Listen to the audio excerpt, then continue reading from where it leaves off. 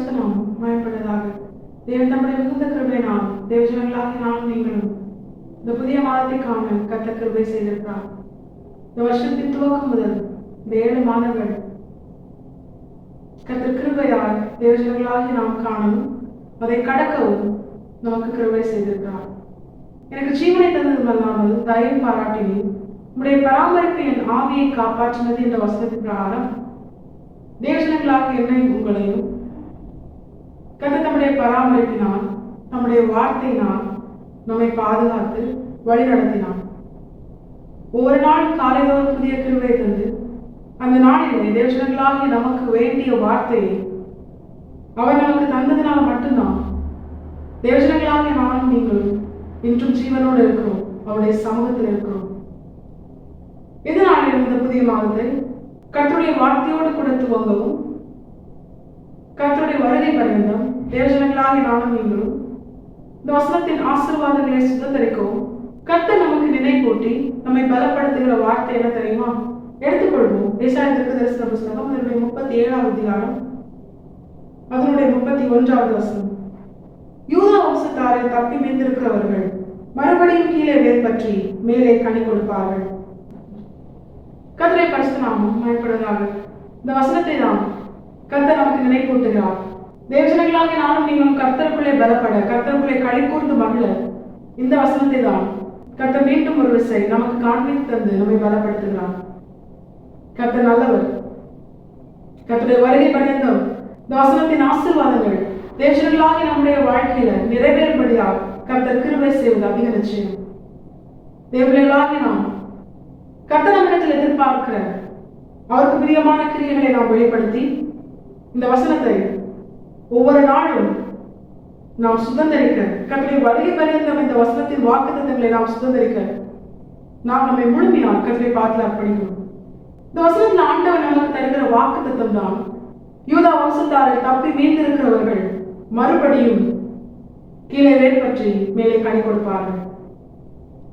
மறுபடியும் அவர்கள் கீழே வேர் பற்றுவார்கள் என்று கர்த்தர் சொல்கிறார். அவர்கள் கனி கொடுப்பார்கள் என்று கர்த்தர் சொல்கிறார். முன்பு ஒரு காலத்துல தேவஜனத்தின் வாழ்க்கை அது நன்மையா இருந்தது, அது வேர் பற்றி இருந்தது, கனி கொடுத்தது. ஆனால் இப்பொழுதோ அவர்கள் நிலை என்பது சத்துருக்கள் தேவஜனத்தின் வாழ்க்கையை சேதப்படுத்தின அப்படிப்பட்ட ஒரு நிலையில் காணப்படுகிறது.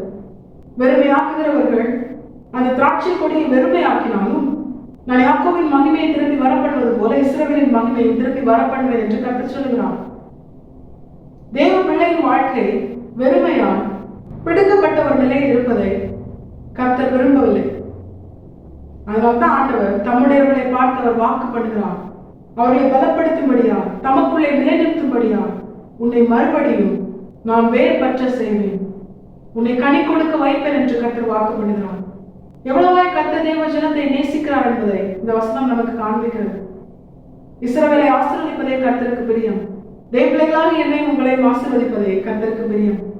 அதனால்தான் ஏசாயா தீர்க்கதரிசன புத்தகம் அதனுடைய 27ஆம் அதிகாரம் அதனுடைய 6வது வசனத்துல யாக்கோபு வேர் பற்றி இஸ்ரவேல் பூத்து காய்த்து உலகத்தை பலனால் நிரப்பும் நாட்கள் வரும் என்று கர்த்தர் மீண்டும் ஒரு விசை இந்த வசனங்களை எல்லாம் தேவபிள்ளைகளாகி நாம் அறிந்து கொள்ளும்படியாய் அவர் நினைப்பூட்டுகிறார். ஏன்னா தேவ பிள்ளையின் நிலை இப்பொழுது எப்படி இருக்கு தெரியுமா? சோர்ந்து போனதால், தளர்ந்து போனதால், பலனற்றதால், கர்த்தர் நியமித்த பாதையில் ஓட முடியாமல் முடங்கி போனதால் தேவ பிள்ளையின் தற்போதைய நிலை காணப்படுகிறது. தம்முடையவர்கள் அவர்கள் ஓட்டம் பாதையிலே முடிவதை கர்த்தர் விரும்பவில்லை. தம்முடைய தேவ ஜனம் கர்த்தர் அவர்களுக்கு நியமித்த பாதையை ஓடி முடிக்கவும், நல்ல போராட்டத்தை போராடினேன், ஓட்டத்தை முடித்தேன், விசுவாசத்தை காத்துக்கொண்டேன், இது முதல் நீதியின் கிரீடம் எனக்காக வைக்கப்பட்டிருக்கிறது என்ற நிச்சயத்தோடு கர்த்தரால் ஆசீர்வதிக்கப்படுவதுதான் கர்த்தருடைய பிரியம், கர்த்தருடைய விருப்பம். அதைதான் கர்த்தர் வாஞ்சிக்கிறார். இப்ப தேவ ஜனங்கள் இப்பொழுது இருக்கிற இந்த நிலையை கண்டு சோர்ந்து போகாமல் இனி ஒரு எதிர்காலம் கர்த்தர் அவர்களுக்கு என வைத்திருக்கிறார் என்பதை உணர்ந்து அவர்கள் மறுபடியும் வேர் பற்றி கனி கொடுக்கும்படியான ஒரு மகிமையான எதிர்காலத்தை கர்த்தர் அவர்களுக்கு வைத்திருக்கிறார் என்பதை உணர்ந்து தேவஜனம் என்ன பண்ணணும்? கர்த்தருக்குள்ளே களி கூர்ந்து மகிழ்ந்து கர்த்தருக்குள்ளே அவங்க பலப்படணும். ஏன்னா பலன் இல்லாமல் கர்த்தர் தனக்கென நியமித்த காரியங்களை செய்து முடிக்க முடியாது. பலன் இல்லாமல் தனக்கென கர்த்தர் நியமித்த ஓட்டத்தை ஓடி முடிக்க முடியாது. தேவ ஜனத்தை பலப்படுத்தும்படியாகத்தான் அவர்களுக்கென கர்த்தர் வைத்திருக்கிற மகிமையுள்ள எதிர்காலத்தை கர்த்தர் அவர்களுக்கு தமது வார்த்தையின் மூலமாய் தெரியப்படுத்துகிறார். தேவபிள்ளைகளாக எனக்கும் உங்களுக்கும் தான் கர்த்தர் இதை வாக்கு பண்ணுகிறார். நாம் மறுபடியும் வேர் பற்றி கனி கொடுக்கும்படியான ஒரு எதிர்காலத்தை, ஒரு மகிமையுள்ள எதிர்காலத்தை தேவபிள்ளைகளாக எனக்கும் உங்களுக்கும் கர்த்தர் வைத்திருக்கிறார். இதை அறிந்து கொண்ட தேவபிள்ளைகளால் நாம் முன்னோக்கி செல்ல, அவருடைய வார்த்தையை ஏற்றுக்கொண்டு நாம் கர்த்தருக்குள்ளே பலப்பட நாம் நம்மை அர்ப்பணிக்க வேண்டும். இதைதான் கர்த்தர் எதிர்பார்க்கிறார். அது மாத்திரமல்ல, இதோடு கூட இதற்கு அடுத்த வசனத்துல கர்த்தர் சொல்லுகிற ஒரு வார்த்தை என்ன தெரியுமா? இதே ஏசாயா தீர்க்கதரிசன புஸ்தகம் 37வது அதிகாரம் அதனுடைய 32வது வசனத்துல, மீதியா இருக்கிறவர்கள் எருசலேமிலும் தப்பினவர்கள் சீயோன் மலையிலும் இருந்து புறப்படுவார்கள், சேனைகளுடைய கர்த்தரின் வைராக்கியம் இதை செய்யும். இப்ப தேவ ஜனத்திற்கு கர்த்தர் வாக்கு பண்ணி அந்த வாக்குத்தத்தத்தை உறுதிப்படுத்தும்படியாய் கர்த்தர் சொல்லுகிற காரியம்தான் தேவ பிள்ளைகளாகிய நம்மை மறுபடியும் கீழே வேர் பற்றி மேலே கனி கொடுக்க கர்த்தர் நிச்சயமாய் செய்வேன் என்று கர்த்தர் வாக்கு பண்ணுகிறார். எப்படி தெரியுமா? சேனைகளின் கர்த்தருடைய வைராக்கியம் அதை செய்து முடிக்கும் என்று. கர்த்தர் நான் இதை உனக்கு செய்வேன் என்று சொன்னாலே நிச்சயமாய் இதை செய்து முடிப்பார். அப்படி இருக்கும்போது இந்த இடத்துல ஆண்டவர் சொல்றாரு, சேனைகளின் கர்த்தருடைய வைராக்கியம் இதை செய்து முடிக்கும். தேவஜனங்களாகி என்னையும் உங்களையும் மறுபடியும் நம்முடைய நிலையில் நிறுத்தி நம்மை ஆசீர்வதிப்பது கர்த்தருக்கு பிரியமான காரியம். இதை கர்த்தரின் வைராக்கியம் செய்து முடிக்குமா? நிச்சயமா செய்து முடிப்பேன் என்று கர்த்தர் சொல்கிறார். கர்த்தரின் வைராக்கியத்திற்கு முன்பதாக எந்த வல்லமையாலும் எதிர்த்து நிற்க முடியாது. இப்ப என்னையும் உங்களையும் மறுபடியும் கீழே வேர்பற்ற செய்து மேலே கனி கொடுக்க வைக்கிற அந்த மகிமுள்ள எதிர்காலத்தை நாம் சுதந்திரிக்கும்படியால் கர்த்தர் நம்மை ஆசீர்வதிக்கும் பொழுது, கர்த்தர் நம்மை நடத்தும் பொழுது, கர்த்தர் நம்மை உயர்த்தி மேன்மைப்படுத்தும் பொழுது அதை எந்த மனுஷனாலும் எந்த வல்லமையாலும் தடுக்க முடியாது. ஏன் தெரியுமா? அதை சேனைகளின் கர்த்தருடைய வைராக்கியம் செய்து முடிக்கும். கர்த்தர் வைராக்கியம் கொண்டு செய்வேன் என்று வாக்கு பண்ணுகிறார். இந்த வாக்குத்தத்தத்தை தியானிக்கும் பொழுது எனக்கும் உங்களுக்கும் புரியும்படியால் கர்த்தர் காண்பித்து தந்த ஒரு வார்த்தை தான், தேவ பிள்ளைகளாகி நம்மை கர்த்தர் மீண்டும் அவர் அஸ்திபாரப்படுத்தி ஆசீர்வதிப்பேன் என்று வாக்கு பண்ணுகிறார். மறுபடியும் கீழே வேர் பற்றி மேலே கனி கொடுப்பார். இதுதான் நமக்கு புரியும்படியாய் உன்னை அஸ்திபாரப்படுத்தி கண்மலை என்கிற கிறிஸ்துவின் மேல் உன்னை அஸ்திபாரப்படுத்தி உன்னை ஆசீர்வதிப்பேன் என்று கர்த்தர் வாக்கு பண்ணுகிறார். கர்த்தர் இதை நமக்கு வாக்கு பண்ணினாலே ஆனால் நிச்சயமாய் நம்முடைய வாழ்க்கையை செய்து முடிப்பார். தேவஜனங்களாகி நானும் நீங்களும் விசேஷித்தவர்கள், தேவஜனங்களாகி நானும் நீங்களும் பாக்கியம் பெற்றவர்கள். கர்த்தர் மறுபடியும் தேவபிள்ளைகளாகி நம்மை கீழே வேர்பற்ற செய்து மேலே கனி கொடுக்கும்படி அவர் ஆசீர்வதிப்பார். நம்மை அஸ்திபாரப்படுத்தி ஆசீர்வதிப்பேன் என்று வாக்கு பண்ணுகிறார். இதை சேனைகளின் கர்த்தருடைய வைராக்கியம் செய்து முடிக்கும். இதை தியானிக்கும் பொழுதே வேதத்திலிருந்து ஒரு பரிசுத்தவானை கர்த்தர் காண்பித்து தந்து அந்த பரிசுத்தவானின் வாழ்க்கையில கர்த்தர் அவரை எப்படி அஸ்திபாரப்படுத்தி ஆசீர்வதித்தார் என்பதை தேவஜனங்களாகிய நாம் அறிந்து கொண்டு நாம் கர்த்தருக்குள்ளே பலப்பட கர்த்தர் நம்மோடு கூட பேச போகிறார். அந்த பரிசுத்தவானின் வாழ்க்கையில கர்த்தர் மறுபடியும் அவரை கீழே வேர்பற்ற செய்தார், பலப்படுத்தினார். அதன் பிற்பாடு அவரை ஆசீர்வதித்தார். கர்த்தரை அவருக்கு ஆசீர்வாதமாய் இருந்து அவரை மற்றவர்களுக்கு ஆசீர்வாதமாய் மாற்றினார். ஆபிரகாமை கர்த்தர் ஆசீர்வதிக்கும் பொழுது அப்படித்தான் சொன்னார், நான் உன்னை பெரிய ஜாதியாக்கி உன்னை ஆசீர்வதித்து உன் பேரை பெருமைப்படுத்துவேன், நீ ஆசீர்வாதமாய் இருப்பாய் என்று. தேவ பிள்ளையின் வாழ்க்கையில கர்த்தர் அப்படித்தான் செய்வார். ஒரு தேவ பிள்ளையை கர்த்தர் அஸ்திபாரப்படுத்தி உருவாக்கி அவர் ஆசீர்வதிக்கும் பொழுது நிச்சயமாய் அந்த தேவ மனுஷனின் வாழ்க்கை மற்றவர்களுக்கு ஆசீர்வாதமாய் இருக்கும். இதுதான் கர்த்தருடைய செயல். அவருடைய ஞானத்தை நம்மால் உணர்ந்து கொள்ள முடியாது. அவ்வளவு பெரிய தேவனை நானும் நீங்களும் ஆராதிக்கிறோம். யோசேப்பின் வாழ்க்கையில் கர்த்தர் அதை செய்தார், நமக்கும் அதை செய்ய வல்லவராக இருக்கிறார். ஏன் கர்த்தர் அஸ்திபாரப்படுத்தி அவர் ஆசீர்வதிக்கிறார் அப்படின்னு நம்ம தியானிக்கும் போது, ஒரு மரத்தில் முதலாவது வெளிப்படுவது வேர் தான். அது வேர் விட்டு நன்றாக ஒரு பலப்படுத்தப்பட்ட நிலையில் வளர்ந்து அதன் பிற்பாடுதான் அது கனி கொடுக்கும். இதே போலதான் தேவஜனங்களாகிய நம்முடைய வாழ்க்கையில நானும் நீங்களும் கர்த்தருக்குள்ளே ஒரு வேர் பற்றின நிலையில நாம் காணப்பட்ட பிற்பாடுதான் நம்மிலிருந்து கனிகள் வெளிப்படும், நன்மைகள் வெளிப்படும், ஆசீர்வாதங்கள் வெளிப்படும். ஏன்னா அநேகருடைய வாழ்க்கையில அவங்க கர்த்தருக்குள்ள பலப்படுற அந்த சூழ்நிலை, அந்த அனுபவம் வருவதற்கு முன்பதாகவே அவங்க ஆசீர்வதிக்கப்படும் பொழுது அந்த ஆசீர்வாதம் அவர்களை கர்த்தரை விட்டு வழி விலகி போக செய்யும். இதுக்கு ஒரு எக்ஸாம்பிள் தான் வேதத்துல தாவீது ராஜாவும் சாலமோன் ராஜாவும். தாவீது ராஜா தன்னுடைய வாழ்க்கையில அவன் கர்த்தருக்குள்ளே அஸ்திபாரப்படுத்தப்பட்ட ஒரு மனுஷனாய் உருவாக்கப்பட்டு அதன் பிற்பாடு ஆசீர்வதிக்கப்பட்டான். ஆனா சாலமோன் ராஜா அப்படி இல்லை. அவன் பிறக்கும் போது எப்படிதான் பிறக்கிறான்? ஒரு ராஜாவுக்கு குமாரனாய், ராஜகுமாரனாய் பிறக்கிறான். தாவீது உருவாக்கப்பட்டது போல வனாந்திரத்திலே சாலமோன் உருவாக்கப்படல. கிறிஸ்து என்கிற கண்மலை மேல் அவன் அஸ்திபாரம் போடப்பட்ட நிலையில் அவனுடைய வாழ்க்கை இல்லை. அந்த காரணத்தினால அவன் கீழே வேறுபற்றாத நிலையில கனி கொடுக்கிற நன்மை வெளிப்படுத்துகிற ஒரு காரணத்தினால கர்த்தரால் அவனுக்கு கொடுக்கப்பட்ட ஆசீர்வாதமே அவன் கர்த்தரை விட்டு வழி விலகி போகும்படியான ஒரு நிலைக்கு அவனை தள்ளினது. இதே போல தேவஜனங்களாகி நம்முடைய வாழ்க்கையில உருவாக்கப்பட்டு ஆசீர்வதிக்கப்படணும், அஸ்திபாரப்படுத்தப்பட்டு ஆசீர்வதிக்கப்படணும். கர்த்தர் மேல், கர்த்தருக்குள் வேர் பற்றினவர்களாய் அதன் பிற்பாடு நாம் கனி கொடுக்கணும், நன்மைகளை வெளிப்படுத்தணும், நன்மைகளை பெற்றுக்கொள்ளணும். இந்த அனுபவம் நம்முடைய வாழ்க்கையில மிக மிக அவசியம். அதனால்தான் ஆண்டவர் சொல்றாரு, யூதா வம்சத்தாரில் தப்பி மீந்திருக்கிறவர்கள் மறுபடியும் கனி கொடுப்பார்கள் என்று சொல்லவில்லை. அவர்கள் மறுபடியும் கீழே வேர் பற்றி மேலே கனி கொடுப்பார்கள். கிறிஸ்து என்கிற கண்மலையின் மேல் போடப்பட்ட அஸ்திபாரம் அதன் பிற்பாடுதான் அவர்கள் ஆசீர்வதிக்கப்படுவார்கள். இதை யோசேப்பின் வாழ்க்கையில் நம்ம பார்க்கலாம். யோசேப்பின் வாழ்க்கையில் அவனுக்கு கிடைத்த எல்லா ஆசீர்வாதங்களும் அது இன்னும் அவன் கர்த்தரை கிட்டி சேரவும் கர்த்தருக்கு பிரியமான கிரியைகளை செய்யவும் அவனுக்கு உதவியா இருந்தது. அந்த ஆசீர்வாதங்கள் கர்த்தரால் கொடுக்கப்பட்டது. அந்த ஆசீர்வாதங்கள் அவனை கர்த்தரை விட்டு வழி விலகி போக செய்யவில்லை. இதுதான் உருவாக்கப்பட்டு ஆசீர்வதிக்கப்படுகிற அந்த மனுஷனுடைய ஒரு மேலான ஒரு அனுபவம், ஒரு ஆசீர்வாதம், ஒரு நன்மை.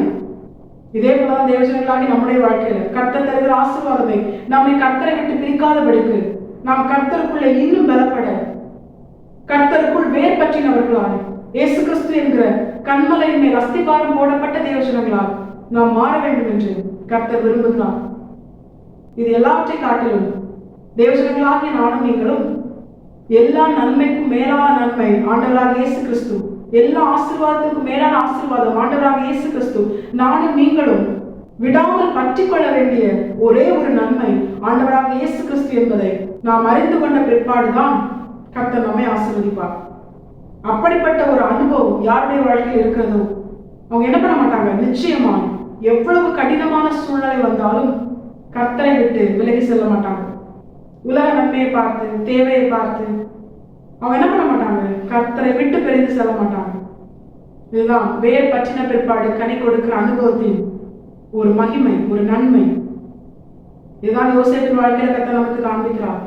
யோசேப்பை கர்த்தர் எப்படி அஸ்திபாரப்படுத்தினார், யோசேப்பை கர்த்தர் எப்படி ஆசீர்வதித்தார், இதை கர்த்தர் நமக்கும் காண்பித்து தந்து நம்முடைய வாழ்க்கையிலும் கர்த்தர் இதை நிறைவேற்றி தேவஜனங்களாகிய நானும் நீங்களும் இந்த மேலான அனுபவத்தை பெற்றுக்கொள்ளும்படியாக கர்த்தர் கிருபை செய்வார். எடுத்துக்கொள்வோம் ஆதியாகமத்தின் புஸ்தகம் அதனுடைய 41 அதிகாரம் அதனுடைய 36வது வசனத்திலிருந்து 39வது வசனம் வரைக்கும். தேசம் பஞ்சத்தினால் அழிந்து போகாதபடிக்கு அந்த தானியம் இனி எகிப்து தேசத்தில் உண்டாகும் பஞ்சமுள்ள 7 வருஷங்களுக்காக தேசத்திற்கு ஒரு வைப்பா இருப்பதாக என்றான். இந்த வார்த்தை பார்வோனுடைய பார்வைக்கும் அவன் ஊழியக்காரர் எல்லாருடைய பார்வைக்கும் நன்றாய் கண்டது.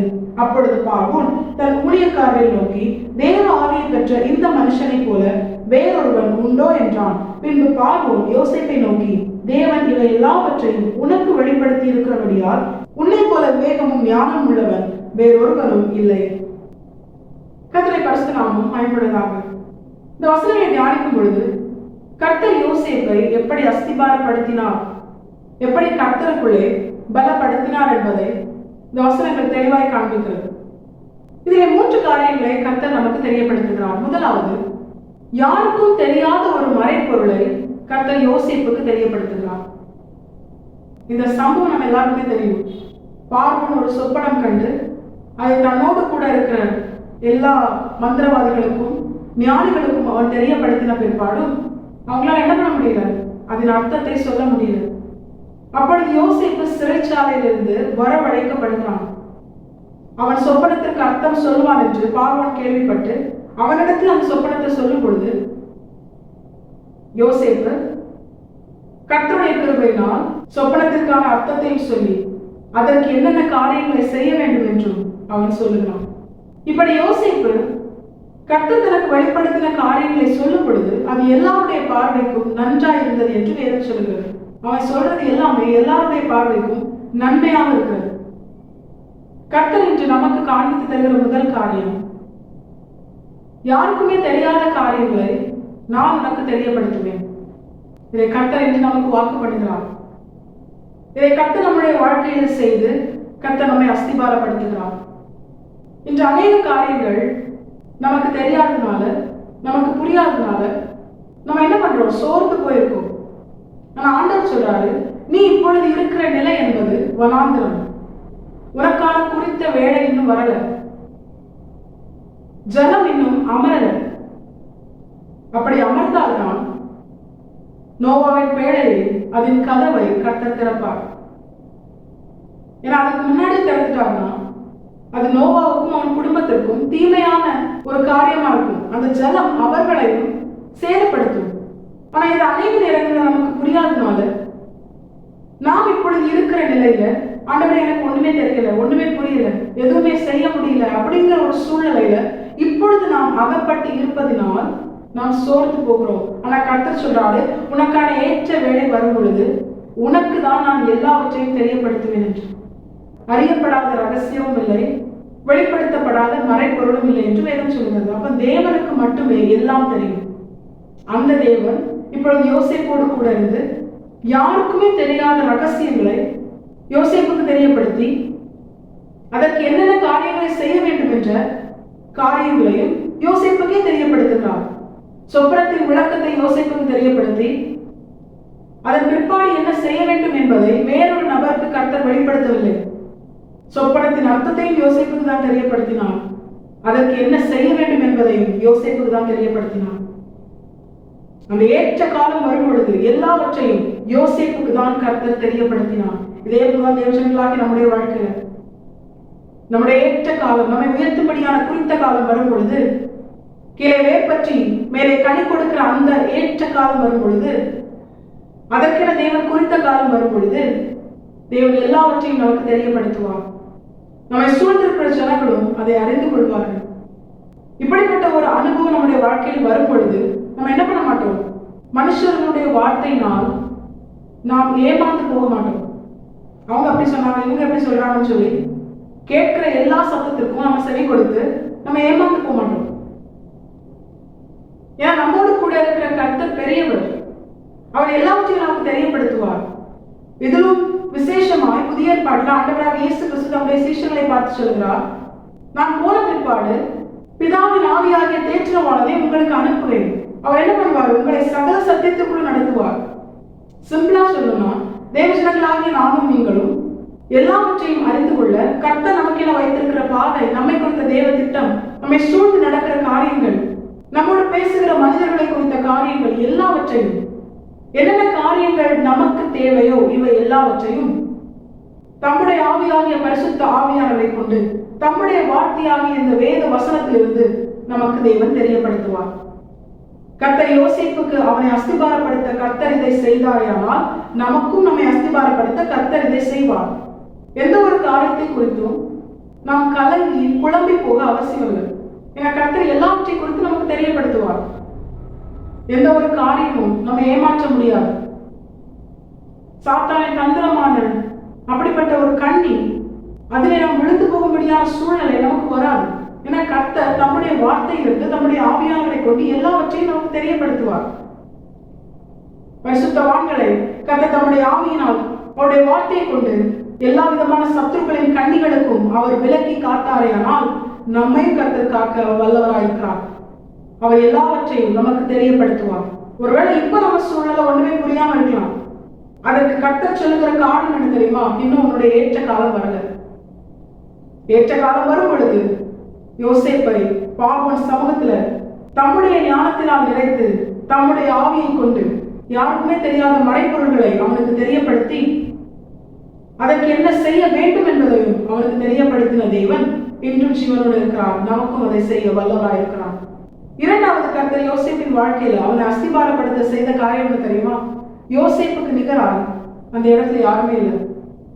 பார்வோனும் அப்படிதான் சொல்றான், தேவாவியை பெற்ற இந்த மனுஷனை போல வேறு ஒருவரும் இல்லை, விவேகமும் ஞானமும் இல்லை இந்த மனுஷனை போல வேற யாருமே இல்லை. இதே போல கர்த்தர் நம்மை மாற்றுவார். நம்மை சூழ்ந்திருக்கிற ஜனங்கள் தேவன் நம்மை வைத்த அழைப்பும் அபிஷேகமும் கிருபை வரங்களும் விசேஷித்தது என்று அறிந்து கொள்ளும்படியாக கர்த்தர் கிருபை செய்வார். யோசேப்பு விசேஷித்தவன், அவனுக்கு ஒப்பாய் அவனுக்கு நிகராய் அங்கே யாருமே இல்லை.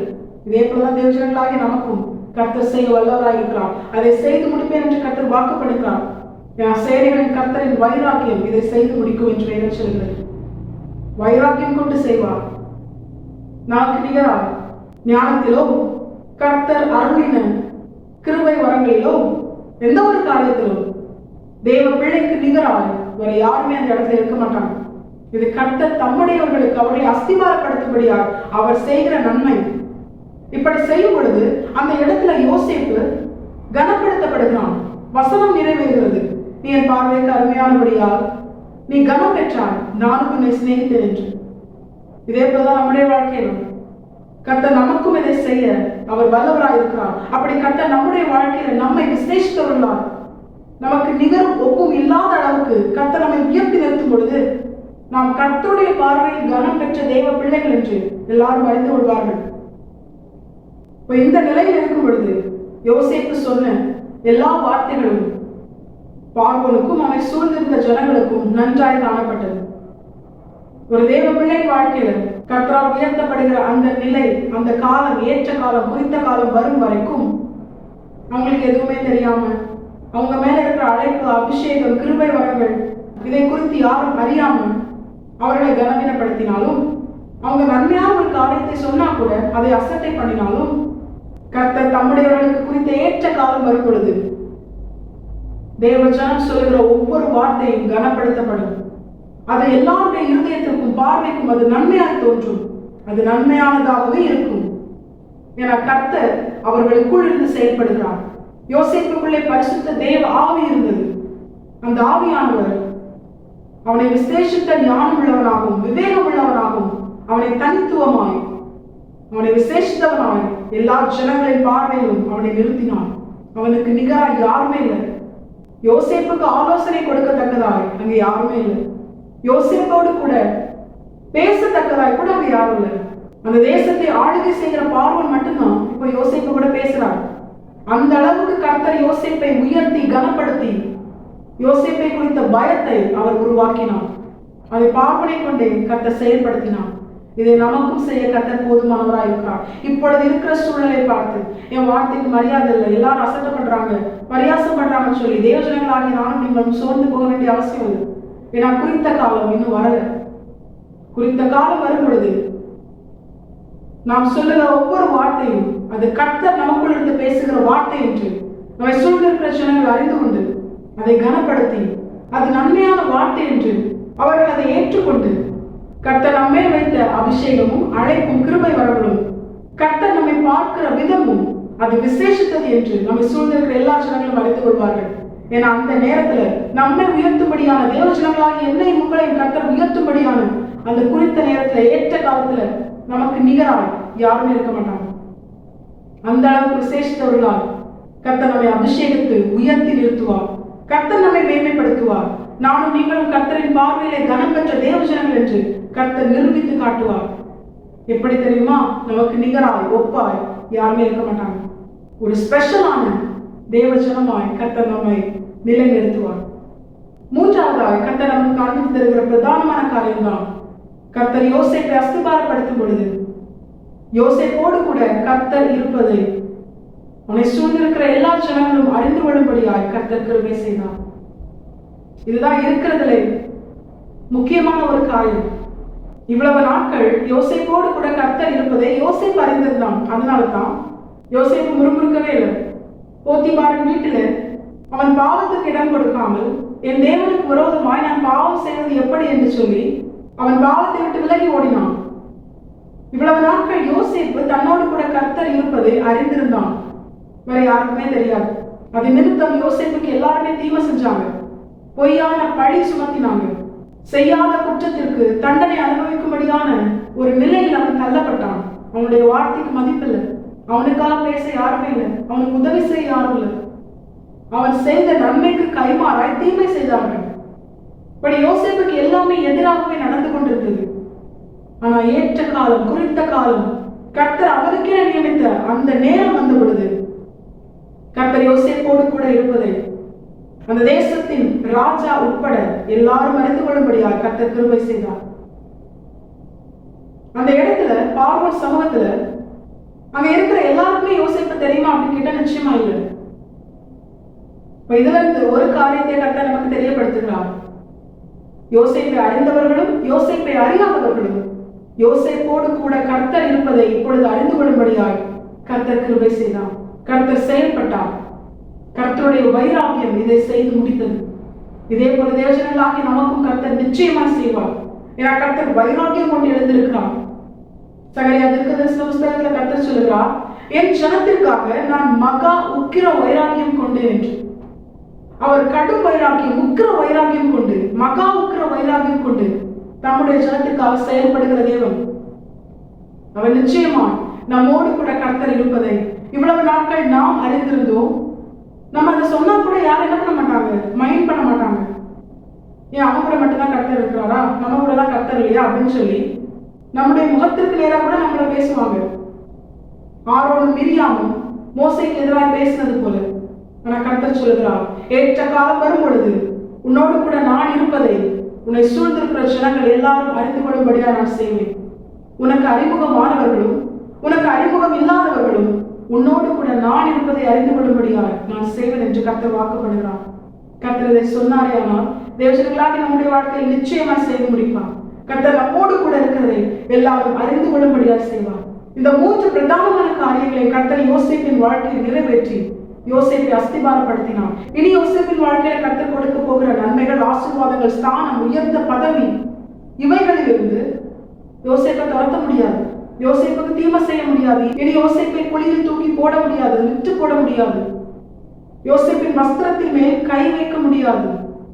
யோசேப்பின் மேல் பொய்யான குற்றச்சாட்டு வைக்க முடியாது. யோசேப்பை சிறையில் அடைக்க முடியாது. யோசேப்புக்கு தீமையான எண்ணம் கூட இனி யாருடைய இருதயத்திலும் தோன்றாதபடிக்கு யோசேப்பை குறித்த பயத்தை கர்த்தர் உண்டு பண்ணினார். ஏன் தெரியுமா? எல்லாவற்றையும் யோசேப்புக்கு தெரியப்படுத்தி யோசேப்புக்கு நிகராய் யாரையுமே வைக்காம எல்லாருக்கும் மேலாய் யோசேப்பை விசேஷித்தமாய் கர்த்தர் அடையாளப்படுத்தி சர்வத்தையும் ஆளுகிற சர்வ வல்லமையுள்ள தேவன் யோசேப்போடு கூட இருப்பதை எல்லா ஜனங்களும் அறிந்து கொள்ளும்படியாய் கர்த்தர் யோசேப்பை வேர் பற்ற வைத்தார். கர்த்தர் யோசேப்பை அஸ்திபாரப்படுத்தினார். இதை கர்த்தர் நமக்கும் செய்ய அவர் வாஞ்சியார். அவர் நம்மோடு கூட பேசிக் கொண்டிருக்கிறார். நிச்சயமாய் நம்மோடு கூட பேசின நம்முடைய தேவன் இதை நம்முடைய வாழ்க்கையில் நிறைவேற்றி முடிப்பார். என கர்த்தர் இதை சும்மா சொல்லல, கர்த்தர் இதை வைராக்கியம் கொண்டு சொல்கிறார். சேனைகளின் கர்த்தருடைய வைராக்கியம் இதை செய்து முடிக்கும். யோசேப்பின் வாழ்க்கையில் செய்து முடித்த தேவன் நம்முடைய வாழ்க்கையிலும் அவர் வைராக்கியம் கொண்டு செயல்படுவார். நம்மையும் ஆண்டவராகிய இயேசு கிறிஸ்துவின் மேல் அஸ்திபாரப்படுத்தி மறுபடியும் நம்மை வேர் பற்ற செய்வார். தேவஜனங்களாக நம்முடைய வாழ்க்கையில் கர்த்தர் நிச்சயமாய் அவர் வைராக்கியம் கொண்டு இதை செயல்படுத்தி முடிப்பார். இப்படி கர்த்தர் யோசேப்பை அஸ்திபாரப்படுத்தி அவனை ஆசீர்வதிக்கும் பொழுது கர்த்தர் யோசேப்பின் வாழ்க்கையில் செய்த நன்மைகள் என்ன தெரியுமா? அதே ஆதியாகமத்தின் புஸ்தகம் அதனுடைய 41 அதிகாரம் அதனுடைய 38வது வசனத்திலிருந்து 44வது வசனம் வரைக்கும் வேதம் அதை நமக்கு தெளிவாய் காண்பிக்கிறது. கர்த்தர் 4 காரியத்தை இன்று நமக்கு தெரியப்படுத்துகிறார். முதலாவது, கர்த்தர் யோசேப்புக்கு ஒரு அங்கீகாரத்தை கொடுக்கிறார். இவ்வளவு நேரம் நம்ம தியானிச்சோமே, இது எல்லாமே கர்த்தர் யோசேப்புக்கு கொடுக்கிற ஒரு அங்கீகாரம். பரிசுத்த தேவனின் ஆவி யோசேப்புக்குள் இருக்கிறது என்பதை அவனை சூழ்ந்திருக்கிற பார்வோன் உட்பட எல்லாரும் அறிந்து கொண்டார்கள்.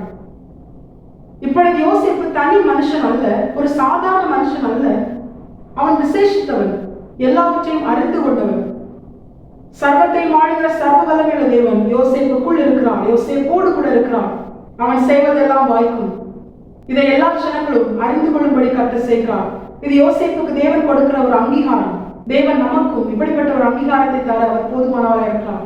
நிச்சயமா தேவன் தேவஜனங்களாகி நம்மை ஆசீர்வதித்து ஒன்றுக்கும் உதவாத, பிரயோஜனமே இல்லாத அப்படிப்பட்ட ஒரு நிலையில் இருந்த நமக்கு நம்மை அஸ்திபாரப்படுத்தி கிறிஸ்து என்கிற கண்மலையின் மேல் அஸ்திபாரப்படுத்தி தேவன் நமக்கு ஒரு அங்கீகாரத்தை தருவார். நாம் அவருடைய ஜனம், அவருடைய ஆவியானவரால் அவருடைய மனவாட்டியாக உருவாக்கப்படுகிறோம். நமக்குள்ளே அவர் இருக்கிறார். நாம் செய்வதெல்லாம் அவர் வாய்க்க செய்வார். நாம் சாதாரண ஜனங்கள் அல்ல. சர்வ வல்லமையுள்ள தேவனுடைய பார்வையிலே நாம் விசேஷித்தவர்களா இருக்கிறோம். அவருடைய சொந்த ஜனமா இருக்கிறோம். அவருடைய பரிசுத்த ராஜரீக ஆசாரிய கூட்டமா இருக்கிறோம். இது கர்த்தர் நமக்கு தருகிற அங்கீகாரம். இந்த அங்கீகாரத்தை தந்து கர்த்தர் நம்மை ஆசீர்வதிக்கிறார். ஆசீர்வாதத்திலே இது ஒரு பிரதானமான ஆசீர்வாதம். ஏன்னா எவ்வளவு ஆசீர்வாதம் இருந்தாலும் சூழ்ந்திருக்கிற ஜனங்களின் பார்வையில ஒரு அங்கீகாரம் இல்லைன்னா தேவ ஜனங்களாகிய நம்மால் மகிழ முடியாது. இப்பொழுது நாம் இருக்கிற நிலை அப்படித்தான். நம்முடைய வாழ்க்கையில் நமக்கு தேவன் நன்மை செய்தால் கூட சில நேரங்கள்ல சூழ்ந்திருக்கிற ஜனங்கள் நம்மை அங்கீகரிக்கலாம். அது நமக்குள்ளே ஒரு வேதனை உண்டாக்கும். இதை கர்த்தர் அறிந்திருக்கிறார். அதனால்தான் யோசேப்பின் வாழ்க்கையில கர்த்தர் அவனை ஆசீர்வதிப்பதற்கு முன்பதாக கர்த்தருடைய ஆவி அவனுக்குள்ளே இருக்கிறது என்று கர்த்தர் அவனுக்கு ஒரு அங்கீகாரத்தை கொடுக்கிறார். நமக்கும் கர்த்தர் இதை செய்வார். நாம் அவருடைய பிள்ளைகள் என்றும் அவர் நமக்குள்ளே இருக்கிறார் என்றும் நாம் தேவ ஜனங்கள் என்ற அங்கீகாரத்தை தந்து கர்த்தர் நம்மை ஆசீர்வதிப்பார். இரண்டாவதாக யோசேப்பின் வாழ்க்கையில் கர்த்தர் செய்தது என்ன தெரியுமா? கர்த்தர் அவனுக்கு ஒரு அதிகாரத்தை கொடுக்கிறார். பார்வோன் தன்னுடைய அரண்மனைக்கும் எகிப்து தேசம் முழுவதுக்கும் யோசேப்பை அதிகாரியாக மாற்றுகிறான். இந்த வசனங்கள்லாம் நமக்கு தெரிஞ்சதுனால அதை எடுத்து வாசிக்கிறது. இவ்வளவு நாட்கள் யோசேப்பின் நிலை எப்படி இருந்தது? அவனுக்கு கிடைத்த எந்த ஒரு அதிகாரமும் நிலையானதாக இல்லை. ஏன்னா அவன் அஸ்திகாரப்படுத்தப்படலை, வேர் பற்றலை. அப்படி வேர் பற்றாத ஒரு நிலையில் யோசேப்பு இருந்ததுனால அவனுக்கு கொடுக்கப்பட்ட அதிகாரங்கள் அது பறிக்கப்பட்டது. அவனுடைய ஸ்தானங்கள் மாற்றப்பட்டது. எல்லாருமே ஈஸியா யோசேப்புக்கு என்ன பண்றாங்க? தீமை செய்யறாங்க. அவனுடைய அதிகாரத்தை பறிக்கிறாங்க. தகப்பன் கொடுத்த பல வர்ண அங்கி பறிக்கப்பட்டது. அது ஒரு அதிகாரம். யாக்கோபின் குமாரன் என்கிற அதிகாரம், யாக்கோபுக்கு பிரியமானவன் என்கிற அதிகாரம் அது பறிக்கப்பட்டது. போத்திபாரின் வீட்டிலே அவனுக்கு கொடுக்கப்பட்ட அதிகாரம் பறிக்கப்பட்டது. ஆனா எப்பொழுது யோசேப்பு கர்த்தருக்குள் கர்த்தரால் அவன் அஸ்திபாரப்படுத்தப்பட்டு அவன் வேர் பற்றினானோ அதன் பிற்பாடு கர்த்தர் அவனுக்கு கொடுத்த அந்த அதிகாரத்தை யாராலும் நெருங்கப்பட முடியல, யாராலும் சேதப்படுத்த முடியல. இப்பொழுது யோசேப்பின் அதிகாரத்திற்குள் தான் சகலமும் இருக்கிறது. யோசேப்பின் வார்த்தைக்கு எல்லாமும் கீழ்ப்படிய வேண்டும் என்கிற அதிகாரம். இதை கர்த்தர் நமக்கும் செய்வார். ஏன் சொல்ல போனா சத்துருக்கள் மேல் கூட யோசேப்புக்கு கர்த்தர் அதிகாரம் கொடுத்தார். இதே போல தேவஜனங்களாகிய நமக்கும் இதோ சர்ப்பங்களையும் தேள்களையும் மிதிக்கவும் சத்துருவின் சகல வல்லமை மேற்கொள்ளவும் உங்களுக்கு அதிகாரம் கொடுக்கிறேன், அவைகள் ஒன்றும் உங்களை சேதப்படுத்த மாட்டாது என்று சொல்லி கர்த்தர் எல்லாவற்றின் மேலும் சத்துருவாகிய பிசாசின் மேலும் கர்த்தர் நமக்கு அதிகாரம் தந்திருக்கிறார். தேவஜனங்களாகிய நாம் இதை உணர்ந்து நம்முடைய ஏற்ற காலம் அது வரும் வரைக்கும் ஒருவேளை இப்பொழுது நாம் இருக்கிற நிலையில் நமக்கென கிடைத்த அதிகாரங்களை அநேகர் பறிக்கலாம், அநேகர் சேதப்படுத்தலாம், அநேகர் அற்பமாய் பார்க்கலாம். ஆனா கர்த்தர் சொல்றாரு, ஏற்ற காலம் வரும், அப்பொழுது நீ எனக்குள்ளே வேர் பற்றி இருப்பாய். அப்போ உன்னை என்ன செய்ய முடியாது? உனக்கு நான் கொடுக்கிற அதிகாரம் என்கிற ஆசீர்வாதத்தை ஒருவராலும் ஒன்றும் செய்ய முடியாது.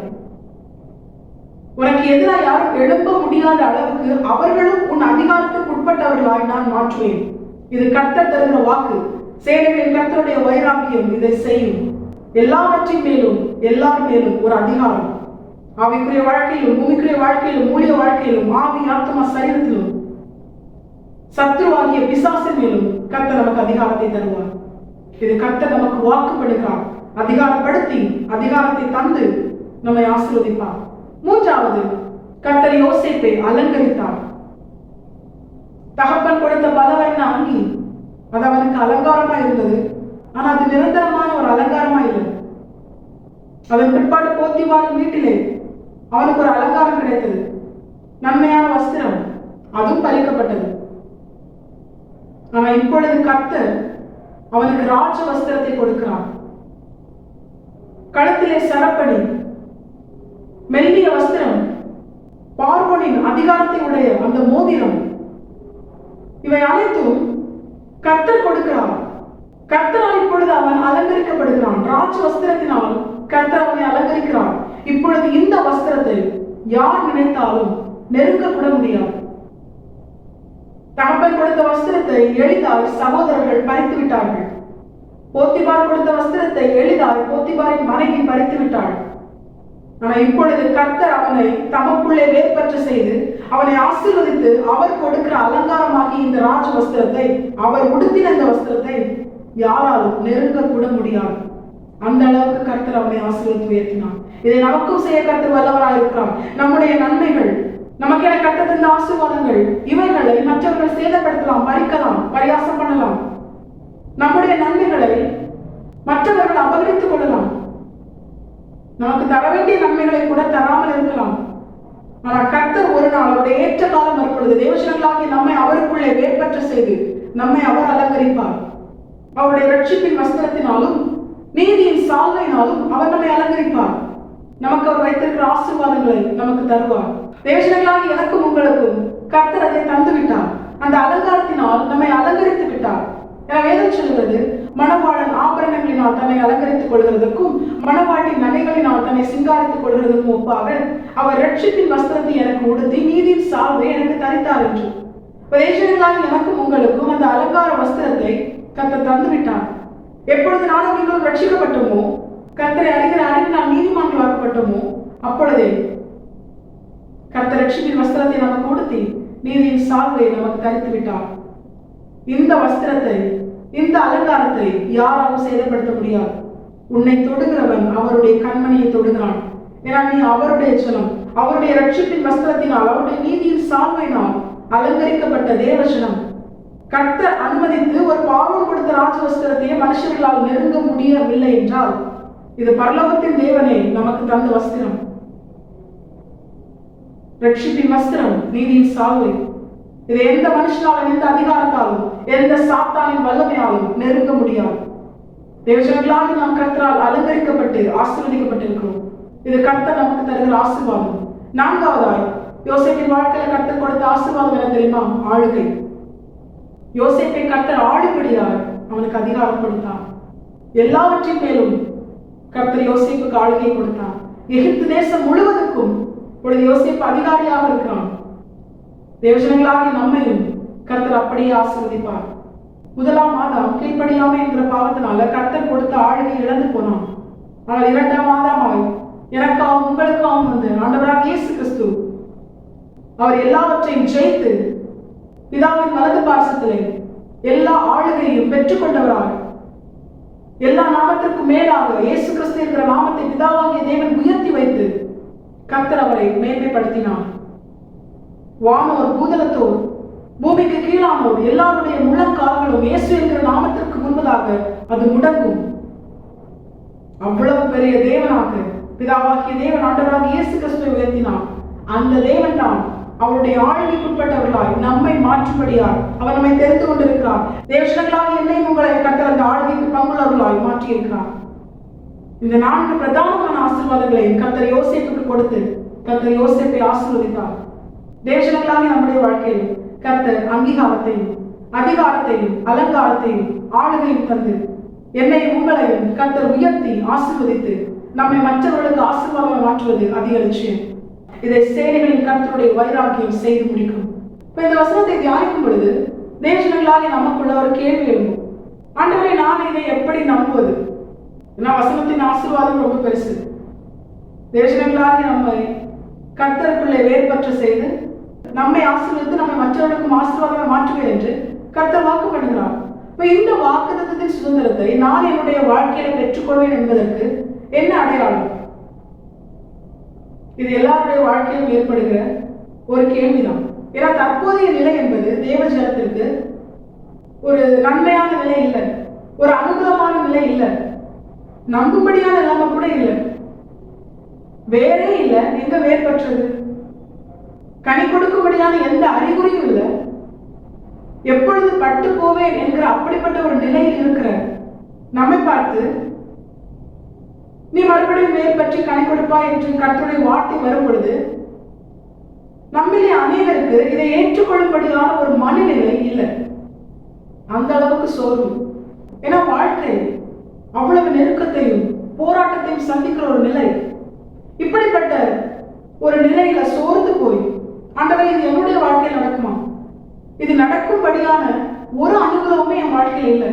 இப்ப இது என்னுடைய வாழ்க்கையில நடக்கும் என்பதற்கான ஒரு அடையாளத்தை எனக்கு தெரியப்படுத்தும் அப்படிங்கிற ஒரு எண்ணத்தோட இதை தியானிக்கிற, இதை கேட்கிற ஒவ்வொருவருக்கும் கர்த்தர் 1 அல்ல 3 அடையாளத்தை காண்பித்து தருகிறார். அதுதான் ஏசாயா தீர்க்கதரிசன புஸ்தகம் அதனுடைய 37வது அதிகாரம் அதனுடைய 30வது வசனம். உங்களுக்கு அடையாளமா இருப்பது என்னவென்றால், இந்த வருஷத்திலே தப்பி பயிராகிறதையும் 2ஆம் வருஷத்திலே தானாய் விளைகிறதையும் சாப்பிடுவீர்கள். 3ஆம் வருஷத்திலோ விதைத்து அறுத்து திராட்சை தோட்டங்களை நாட்டி அவைகளின் கனிகளை புசிப்பீர்கள். தேவஜனங்களாகிய நம்மை பார்த்து கர்த்தர் சொல்கிறார், உனக்கு 3 அடையாளத்தை தருகிறேன். இந்த 3 நிலையில தான் நிச்சயமா என்ன பண்ணும், உன்னுடைய வாழ்க்கை இருக்கும். இந்த 3 நிலையில ஏதோ ஒரு நிலையில தான் நிச்சயமா உன் வாழ்க்கை இருக்கும். இதற்கு மிஞ்சி ஒண்ணு இருக்காது.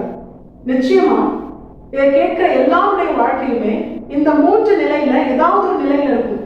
இல்ல 3 நிலையுமே உங்க வாழ்க்கையில இருக்கலாம்.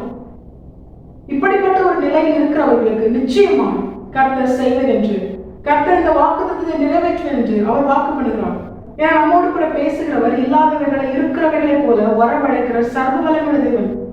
அவர் சொல்வதை சொன்னபடியே செய்து முடிப்பார். இப்ப கர்த்தர் காண்பித்து இருக்கிற முதல் அடையாளம் என்ன தெரியுமா? தப்பி பயிராகிறது.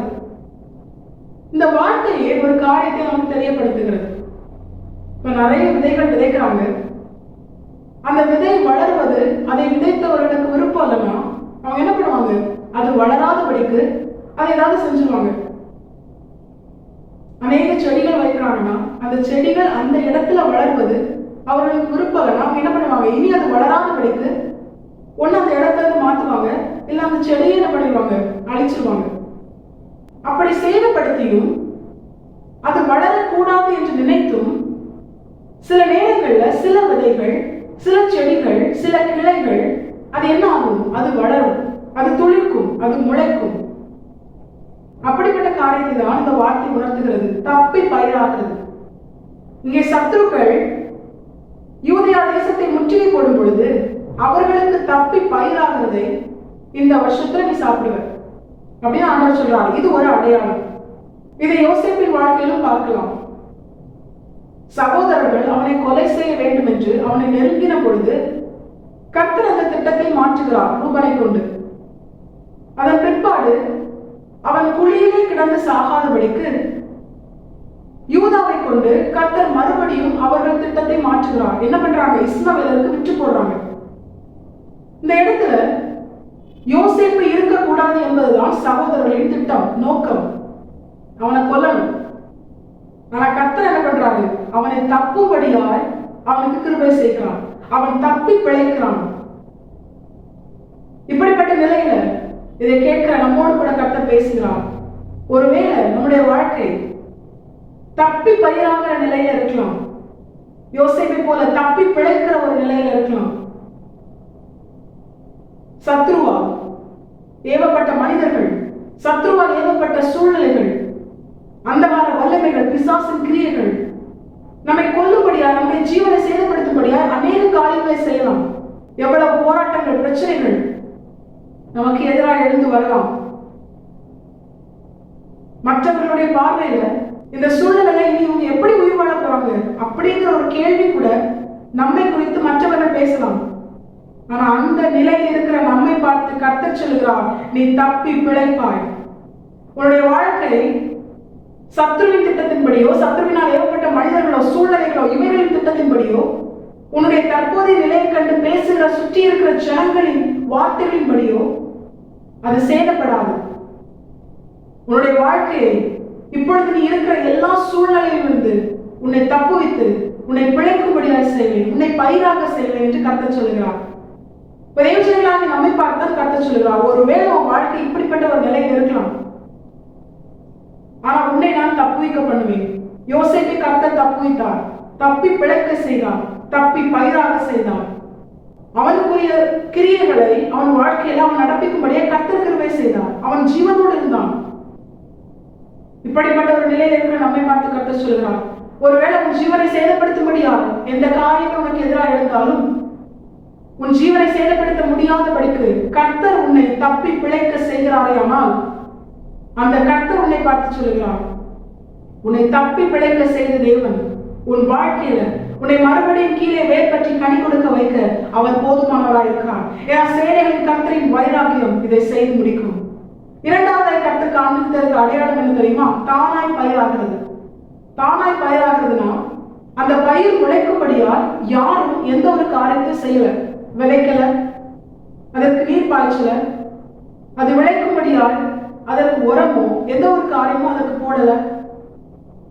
யாருமே அறியாத ஒரு நிலையில ஒரு செடி வளருது, ஒரு பயிர் வளருது. அதுதான் தானாய் விளைகிறது, தானா விளையுது. ஆனா அதனால மற்றவங்களுக்கு பயன் இருக்கு. இது யோசேப்பின் வாழ்க்கையில் நடந்தது. யோசேப்பு எகிப்திற்கு கொண்டு போகப்படுகிறான். போத்திபாரின் வீட்டுல அவனுக்கு யாரும் நன்மை செஞ்சாங்க அப்படின்னு சொல்லல. ஆனா யோசேப்பினால போத்திபாரின் வீடு அவனுடைய எல்லா காரியங்களும் ஆசீர்வதிக்கப்படுகிறது. அவன் தானாய் அவனுடைய காரியத்தை செய்கிறான். ஆனால் அவனிலிருந்து வெளிப்படுகிற நன்மைகள் மற்றவர்களுக்கு பயனுள்ளதா இருக்கிறது. இதுதான் தானாய் விளைகிற அந்த அனுபவம். சிறைச்சாலையும் அப்படிதான். யோசேப்புக்கு யாரும் நன்மை செய்யல, யோசேப்பு இன்னும் சிறைச்சாலையில தான் இருக்கிறான். ஆனா யோசேப்பினால சிறைச்சாலையின் தலைவனுக்கு நன்மை நடக்குது. இதுதான் தானாய் பயிராகிற அந்த அனுபவத்தை காண்பிக்கிறது. இதே போல தேசங்களாகி நம்முடைய வாழ்க்கை, நம்முடைய சூழ்நிலை இப்படிப்பட்ட ஒரு சூழ்நிலையில இருக்கலாம். இன்று நம்மில் அநேகர் தானாய் பயிராகிற நிலையில் இருக்கிறோம். அப்படின்னா என்ன அர்த்தம்? நமக்கு யாராலும் எந்த நன்மை இருக்காது, யாரும் நமக்கு உதவி செய்ய மாட்டாங்க. ஆனா நம்மிலிருந்து வெளிப்படுகிற காரியங்கள் மற்றவர்களுக்கு நன்மையா இருக்கும், மற்றவர்களுக்கு உதவியா இருக்கும். யோசேப்பின் வாழ்க்கையில் அது இருந்தது. நம்முடைய வாழ்க்கையில ஒரு இப்படிப்பட்ட ஒரு சூழ்நிலையில தானாய் பயிராகிற அப்படிப்பட்ட ஒரு சூழ்நிலையில நாம் இருந்தாலும், இந்த சூழ்நிலையிலும் நம்மை நடத்தி யாருமே நமக்கு உதவலனாலும், யாருமே நமக்கு நன்மை செய்யலனாலும், மற்றவர்களால் நமக்கு எந்த ஒரு காரியமும் கிடைக்கலனாலும், அற்பமும் குப்பையுமான ஒரு நிலையில் நாம் இருந்தாலும், நம்மிலிருந்து வெளிப்படுகிற காரியங்கள் மற்றவர்களுக்கு நன்மையான கர்த்தர் மாற்ற அவர் வல்லமையுள்ளவராக இருக்கிறார். இதை செய்ய வல்லமையுள்ள தேவன் நம்மை பார்த்து சொல்கிறார், இந்த சூழ்நிலையிலிருந்து உன்னை தப்புவித்து நான் உனக்கு தந்த வாக்குத்தத்தத்தை நான் உன்னுடைய வாழ்க்கையை நிறைவேற்றுவேன். உன்னை மறுபடியும் கீழே வேர் பற்றி மேலே கனி கொடுக்க வைப்பேன். இதை கர்த்தருடைய வைராக்கியம் செய்து முடிக்கும். மூன்றாவது அனுபவமாக கர்த்தர் காண்பித்து தருகிற அடையாளம் என்ன தெரியுமா? நீங்கள் விதைத்து அறுத்து திராட்சை தோட்டங்களை நாட்டி அதன் பலனை புசிப்பீர்கள். இதுதான் உள்ளதிலே ஒரு மேலான ஒரு அடையாளம். தேவ பிள்ளை வாழ்க்கை முதல் 2 அடையாளங்கள்ல இருக்கும்போது அதை குறித்து தேவன் நமக்கு காண்பிக்கிற ஒரு வார்த்தை தான் அது காத்திருப்பின் காலம். தப்பி பிழைப்பது, தானாய் பயிராவது, இது எல்லாமே காத்திருப்பின் காலத்துல அதிகமாக நடக்கிற காரியங்கள். ஆனா எப்பொழுது கர்த்தர் தருகிற வார்த்தை நிறைவேறும் காலம் சமீபமானதோ, அந்த நிறைவேறும் காலம் சமீபமாகும் பொழுது தேவஜனங்களாகி நாம் எப்படி இருப்போம் தெரியுமா? நாம் விதைத்து அறுத்து திராட்சை தோட்டங்களை நாட்டி அதன் கனிகளை புசிக்கிறவர்களா இருப்போம். நாம் செயல்பட்டு அதன் பலனை, நன்மையை அனுபவிக்கிறவர்களா இருக்கும். யோசேப்பின் வாழ்க்கையில் அது நடந்தது. பார்வோனின் சமூகத்துல யோசேப்பு செயல்படுகிறான். சொப்பனத்திற்கு அர்த்தம் சொல்லுகிறான். அதற்கு என்னென்ன காரியங்களை செய்ய வேண்டும் என்று அவன் சொல்லுகிறான். அவனுக்குள் இருக்கிற ஆவியானவர் அவனுக்கு அதை சொல்லும்படியால் கிருபை செய்கிறான். அவனுக்கு எல்லாவற்றையும் குறித்து தெரியப்படுத்துகிறான். அப்படி யோசேப்பு செயல்பட்ட பிற்பாடு அதற்குரிய பலனை அவன் புசிக்கிறான். அவன் வாழ்க்கை ஆசீர்வதிக்கப்படுகிறது.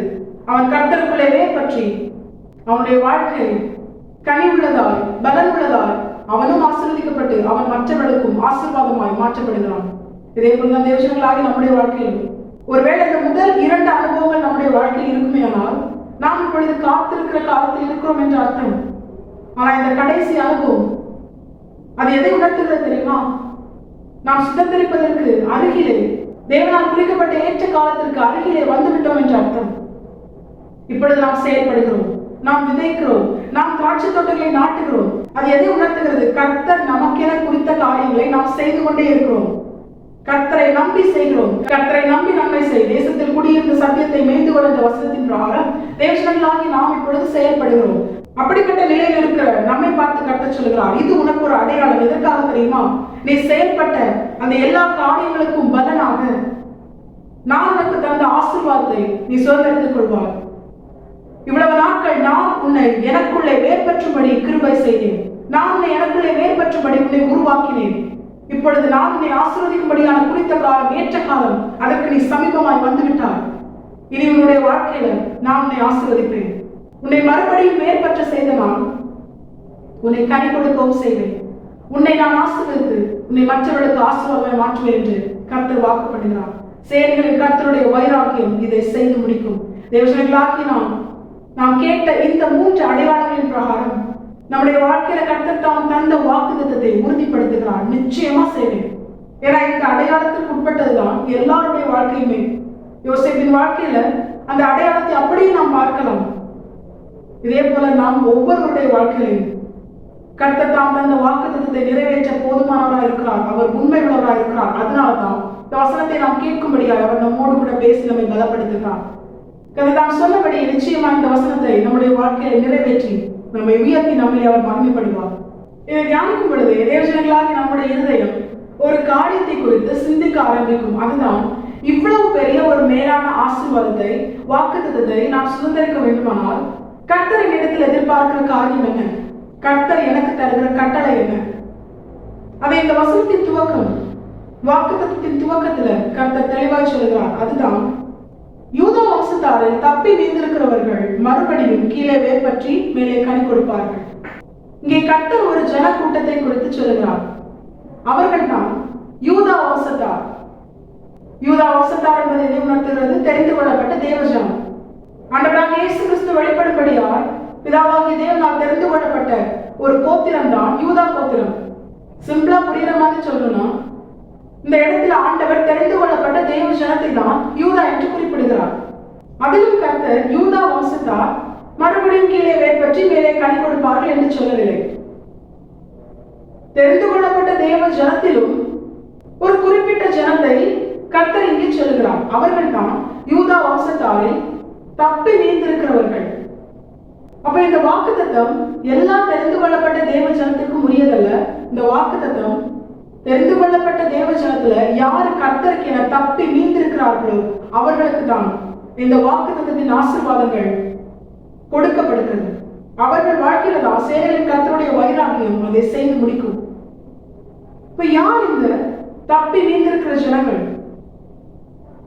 இதை ஆவிக்குரிய அர்த்தமாய் தியானிக்கும் பொழுது கர்த்தர் உணர்த்தின காரியம் தான், யார் சத்துருக்களின் கரத்துல சிக்கிக்கொள்ளாமல், யாருடைய ஜீவன் சேதப்படாமல், யார் இன்னும் ஜீவனோடு தெரிந்து கொள்ளப்பட்ட தேவ ஜனமாய் தப்பி வீழ்ந்திருக்கிறார்களோ, அழிவுக்கு தப்பி வீழ்ந்திருக்கிறார்களோ அவர்களுக்கு தான் இந்த வாக்குத்தத்தம் கொடுக்கப்படுகிறது. அவர்கள் வாழ்க்கையில தான் கர்த்தருடைய வைராக்கியம் அதை செய்து முடிக்கும்.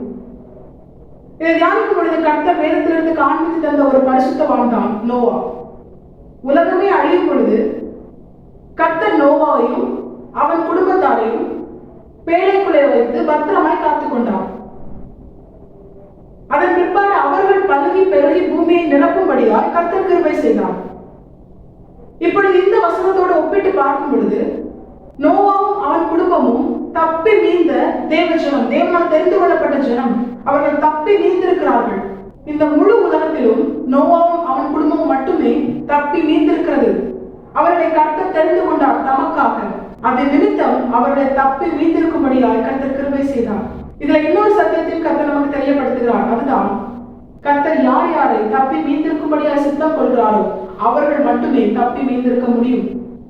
இது நம்முடைய கருத்தின் கிரியை அல்ல, இது கர்த்தரின் கிரியை. ஆனா கர்த்தரை குறித்து வேதம் சொல்கிறது அவர் பட்சபாதம் உள்ள தேவன் அல்ல. அப்படி இருக்கும் பொழுது ஏன் தெரிந்து கொள்ளப்பட்ட எல்லா ஜனங்களையும் தப்பி வீழ்ந்திருக்கும்படியால் கர்த்தர் செய்யாமல் ஒரு சிலரை மட்டும், அதிலும் குறிப்பாக இந்த நோவாவையும் அவன் குடும்பத்தையும் மட்டும் கர்த்தர் தப்பி வீழ்ந்திருக்கும்படியா செய்தார்? இது நமக்குள்ள எழும்புகிற ஒரு கேள்வி. இதை தியானிக்கும் பொழுது தெரிந்து கொள்ளப்பட்ட ஜனங்கள் அனைவரும் வாக்குத்தத்தத்தை சுதந்திரிக்க முடியாது. கர்த்தர் தெரிந்து கொண்டார். இது கர்த்தருடைய கிருபை, கர்த்தருடைய அன்பு.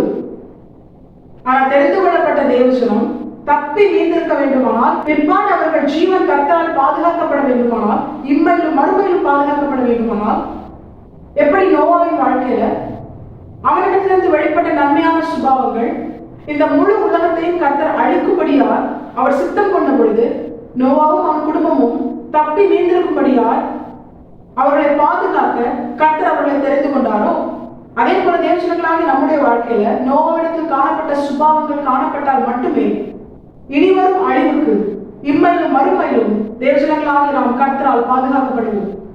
ஆண்டவர் என்ன தெரிந்து கொண்டார் அப்படின்னு சொல்லி நம்முடைய மனமும் மாமிசம் விரும்புகிற பிரகாரம் நாம் வாழ்ந்தோமேயானால் இனி வருகிற அழிவுக்கு நம்மால் பாதுகாக்கப்பட முடியாது. ஏன்னா நம்மால் பாதுகாக்க முடியாது. நம்மை தேவனால் மட்டுமே பாதுகாக்க முடியும். இம்மையிலும் மறுமையிலும் கர்த்தரால் மட்டுமே நம்மை பாதுகாக்க முடியும்.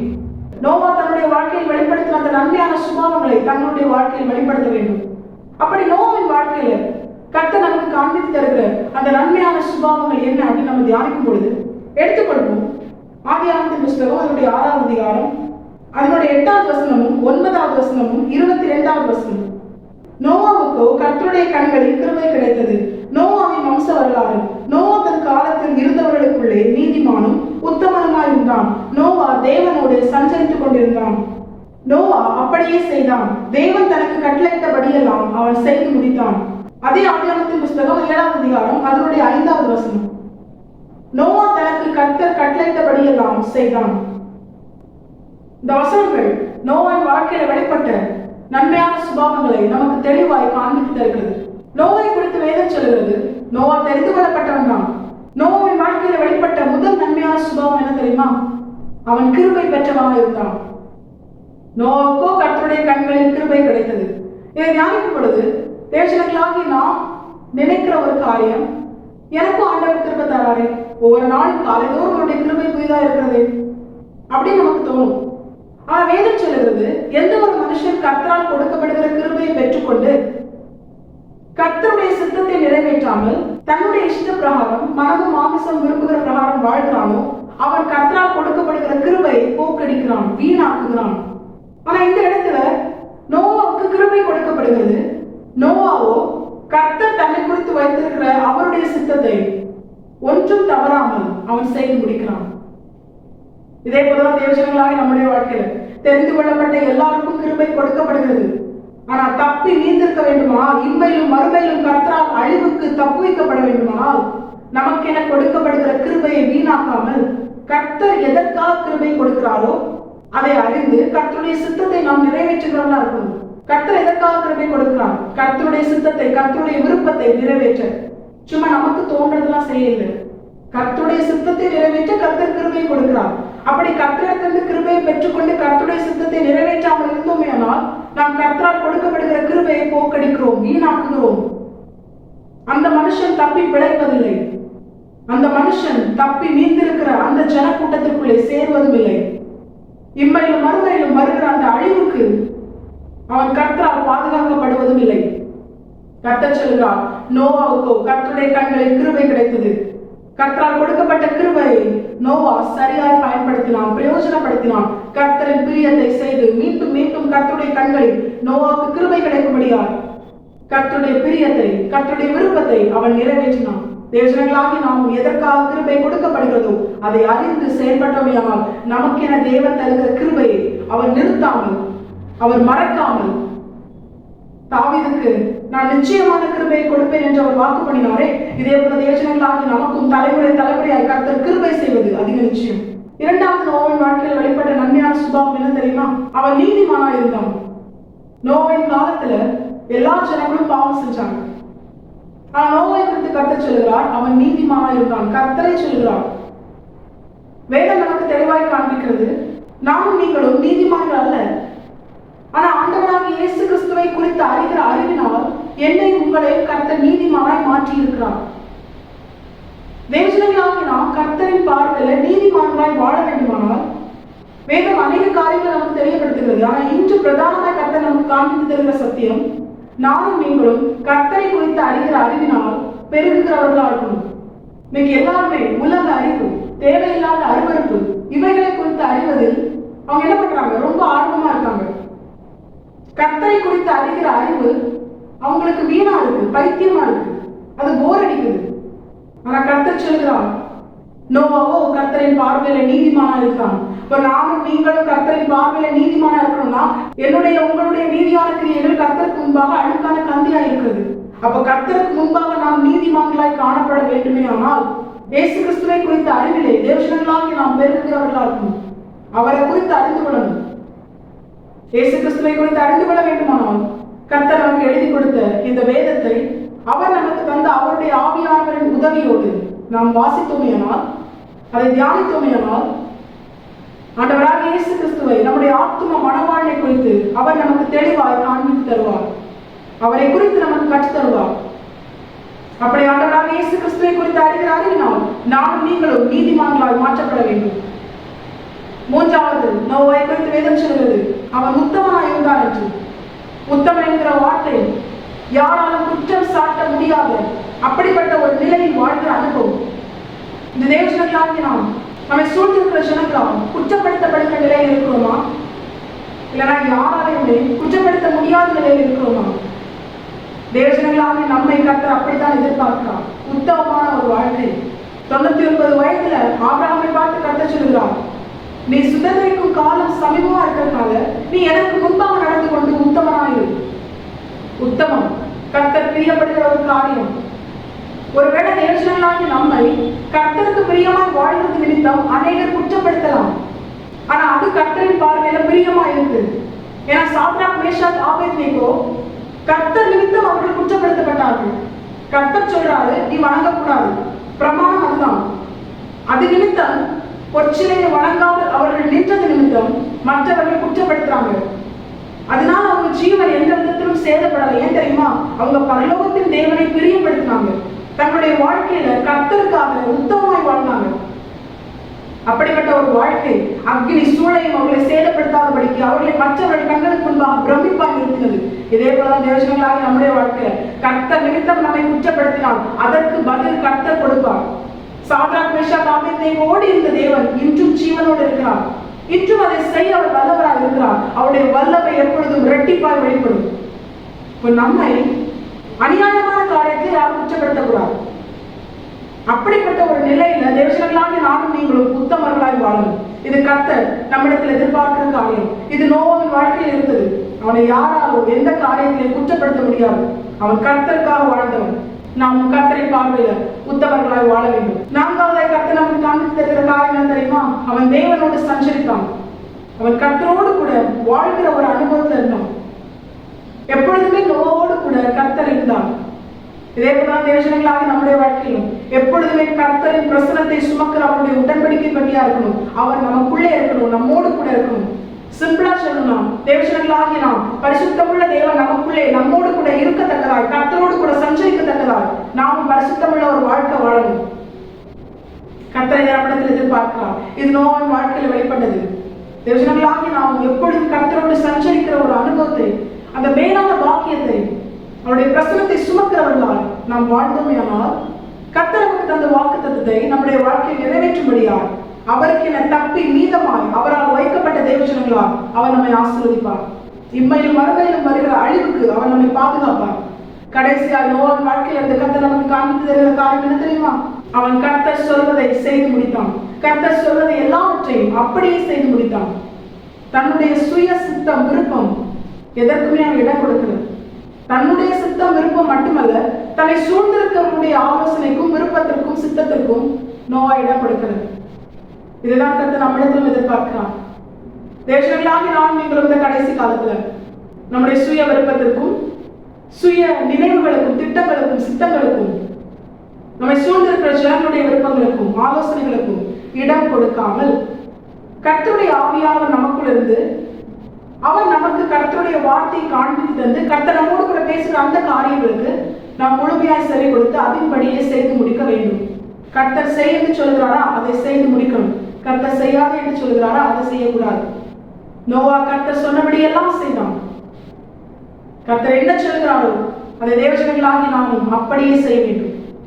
வசனம் என்ன சொல்கிறதோ அதை தேவஜனங்களாகி நாமும் அப்படியே செய்ய வேண்டும். இப்படிப்பட்ட ஒரு அனுபவத்தை உடைய தேவஜனங்களாகி நம்மை, தெரிந்து கொள்ளப்பட்ட தேவஜனங்களாகி நம்மை தப்பி மீந்திருக்கிறவர்களாக இம்மையிலும் மறுமையிலும் வருகிற அழிவுக்கு கர்த்தர் பாதுகாத்து நமக்கு தேவன் தந்த வாக்குத்தத்தத்தின்படியே தேவஜனங்களாகி நம்மை மறுபடியும் கீழே வேர்பற்ற செய்து மேலே கனி கொடுக்க வைப்பது அதிக நிச்சயம். நமக்கு கர்த்தர் ஆசீர்வாதமாயிருந்து ஆண்டவராகிய இயேசு கிறிஸ்து என்கிற கண்மலையின் மேல் தேவஜனங்களாகி நாம் அஸ்திபாரம் போடப்பட்டவர்களாய் கர்த்தரை நமக்கு ஆசீர்வாதமாயிருந்து நம்மை மற்றவர்களுக்கு ஆசீர்வாதமாய் மாற்றுவதும் அதிக நிச்சயம். தேவஜனங்களாகி நாம் இதை உணர்ந்தவர்களாய் கர்த்தர் நம்மோடு கூட பேசி நம்மை பலப்படுத்தின இந்த வாக்குத்தத்தத்தை நாம் முழுமையாக சுதந்திரிக்க கர்த்தர் வந்து நம்மை அழைத்து செல்கிற அந்த நிமிடம் வரைக்கும் இந்த வாக்குத்தத்தத்தின் ஆசீர்வாதத்தை முழுமையாக தேவஜனங்களாகிய நானும் நீங்களும் சுதந்திரித்து தலைமுறை தலைமுறையால் கர்த்தரிடத்திலிருந்து கிருபை பெற்ற தேவஜனங்களால் அவருடைய ஜனமாய் அவரால் ஆசீர்வதிக்கப்பட்ட தேவஜனமாய் நாம் அறியப்பட முழு இருதயத்தோடு முழு ஆத்மாவோடு முழு பலத்தோடு தேவஜனங்களாகி நாம் நம்மை முழுமையாக கர்த்தரை பார்த்து அர்ப்பணிப்போம்.